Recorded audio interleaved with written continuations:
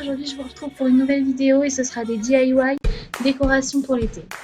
Pour ce premier DIY, vous avez besoin de pic à brochette, d'un pistolet à colle et de peinture. Vous allez commencer par couper 5 petits morceaux de 13 cm dans votre pic à brochette et ensuite 5 autres morceaux de 20 cm avec le pic cette fois-ci.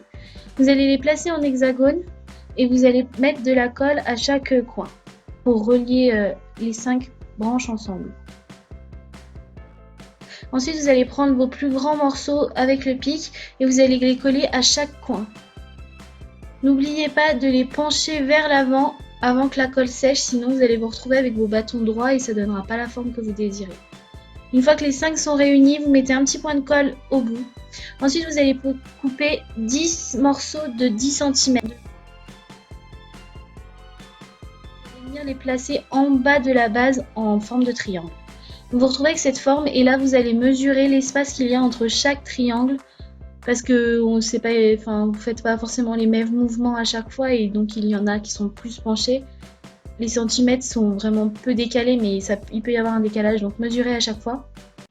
Et ensuite il ne vous reste plus qu'à le peindre. Moi j'ai choisi doré et après vous pouvez mettre n'importe quoi à l'intérieur. Pour ce deuxième DIY, vous avez besoin d'assiettes, de peinture et d'un chandelier en verre. Vous allez commencer pour pouvoir faire la bande de peinture par prendre la taille de vos assiettes. Vous allez trouver le centre du cercle que vous venez de tracer avec votre assiette.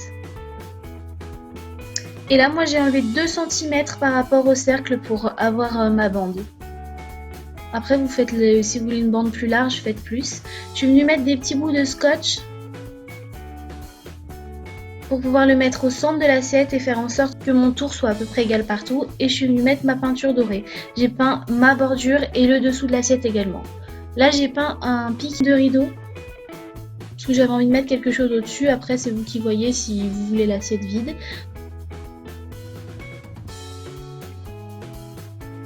Ensuite je suis venue coller mon chandelier.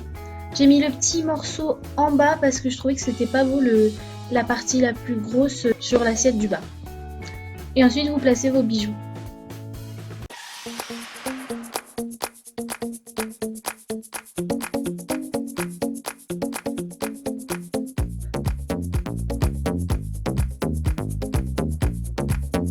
Pour ce troisième DIY, vous avez besoin de toiles, de peinture, d'un marqueur, d'un petit pinceau et d'un récipient avec de l'eau. Vous allez mélanger la peinture que vous voulez à l'intérieur de l'eau, parce qu'il faut que la peinture soit très liquide.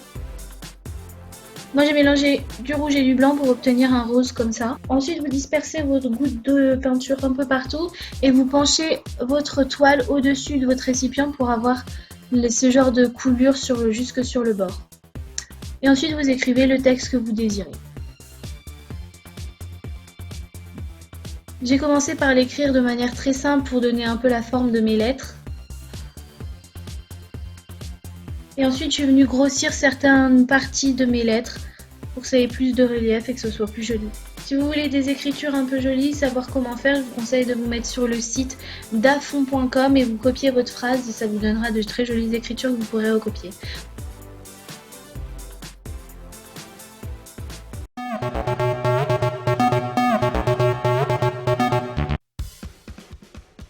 Pour ce quatrième DIY, vous avez besoin de ciseaux, d'une fourchette et de laine.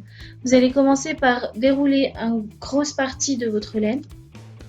Vous allez prendre le bout que vous allez enrouler autour des 2 branches du milieu de votre fourchette pour que ce soit bien bloqué.